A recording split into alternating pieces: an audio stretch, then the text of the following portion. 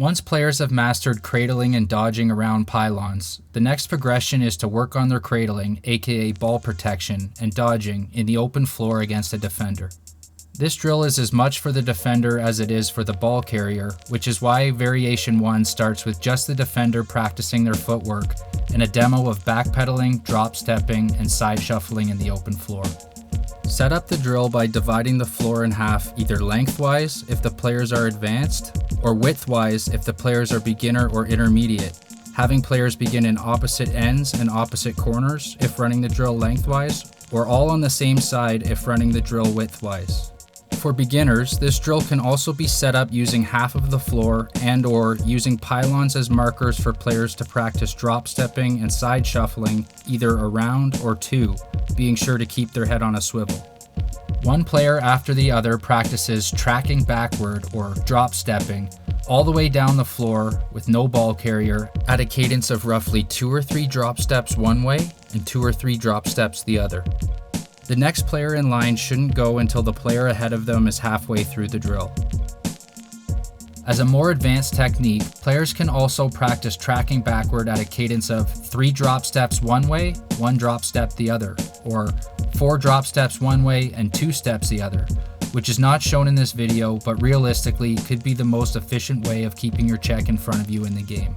Once the defenders have got their footwork down, in Variation 2, defenders are matched up against ball carriers, starting with the defender a few steps ahead of and facing the ball carrier. The ball carrier zigzags up the floor, cradling the ball at 50% running speed, protecting it while the defender shadows their movements defensively using good footwork and staying balanced.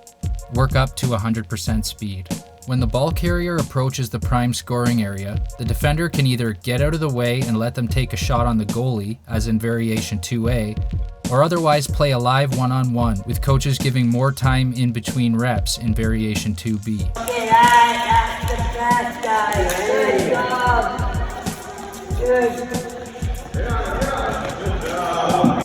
Players should switch roles, offensive or defensive, each time through the drill. The defender should be practicing drop stepping, side shuffling, looking their check in the chest, staying low on the balls of their feet, and ultimately keeping their check in front of them. The most common error by the defender is not staying low while drop stepping backward. And with the offensive player, it's keeping the ball on a silver platter in front of them instead of keeping it trailing behind them and protecting it as they run up the floor. As I cross the ball in front of my face, I just put my stick right there and that's how it's going to knock it out. So what you're going to want to do is turn right on the left hand, you get the drag. So I'm going to drive this way, just my feet, then I'm going to go this way, then I'm going to go this way. And we're going to work the whole way down. Alright? Variation 3 allows for defenders to place cross checks or body checks on the ball carrier's elbow where possible without lunging, as well as putting short slashes on the offender's glove and stick in a timely fashion where they're vulnerable. Offensive players should practice basic dodges protecting the ball as they run up the floor. Switch it up. Okay, this time play a little harder defense. Okay, ready? Go. All you need to do is contain and direct the person where you want to go. And that's the point of a drill like that, right? It's not about whacking and slashing and trying to knock the ball out like we were playing there with the sharks and minnows.